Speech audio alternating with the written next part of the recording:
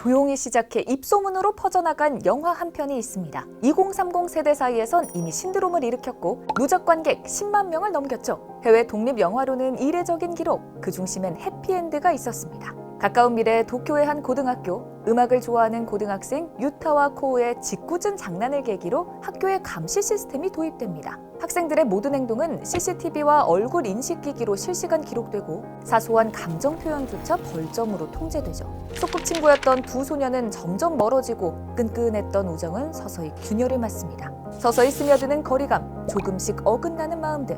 해피엔드는 그 미묘한 감정의 틈을 섬세하게 포착합니다.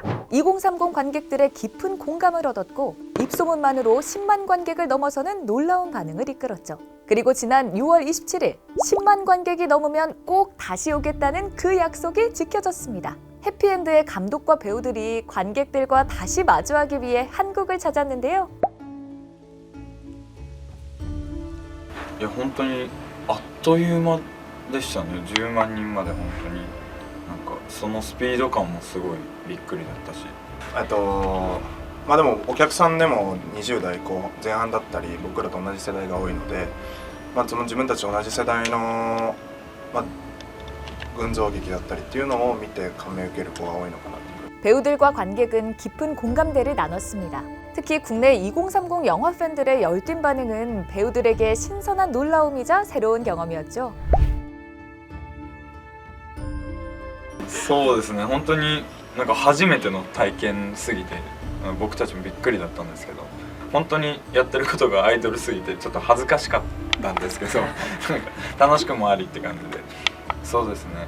なんか僕らも実際に会って GV だったり舞台挨拶でファンの皆さんといろいろ関わってきて、すごく日本と違った印象だったり、なんかそういうのを直接声をいただけるっていうこと自体が僕らにとってはすごく嬉しいことだなっていう。 사실 해피엔드의 주연 배우인 두 사람은 모두 이번 작품으로 데뷔한 신인. 그래서인지 이 영화는 이들에게도 잊지 못할 청춘의 한 장면으로 남았는데요. いや本当に人生のターニングポイントだったなって思っていて、なんか本当に毎日学校に行くような感覚で撮影に行ってて、でネオさんも本当にみんなに優しくしてください。春意無理だ。もう一回。なかなか映画を撮ってこんなに仲良くなる友達ってできないし、そうですよね。まさしく青春っていう感じでした。 그리고 이 청춘의 이야기를 만든 사람, 바로 감독 네오 소라. 그는 해피엔드를 단순한 청춘 영화가 아닌 누구나 한 번쯤 겪었을 감정과 관계의 끝에 대한 얘기로 완성했습니다. そうですね。ただの青春ものではないですね。確かに映画の核としては友情の、破局まではいかないかもしれないけど、その友情の終わりっていうのが、一番の核だったので、その普遍性みたいなものはあるのかなっていうふうには思いました。 2030 세대의 폭발적인 공감 속에 10만 관객을 돌파한 화제의 독립영화 해피엔드.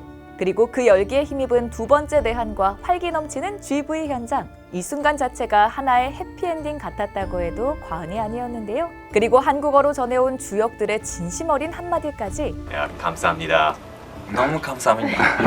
해피엔드를 사랑해줘서 너무 감사드리고 앞으로도 우리 응원해주셨으면 너무 좋겠습니다.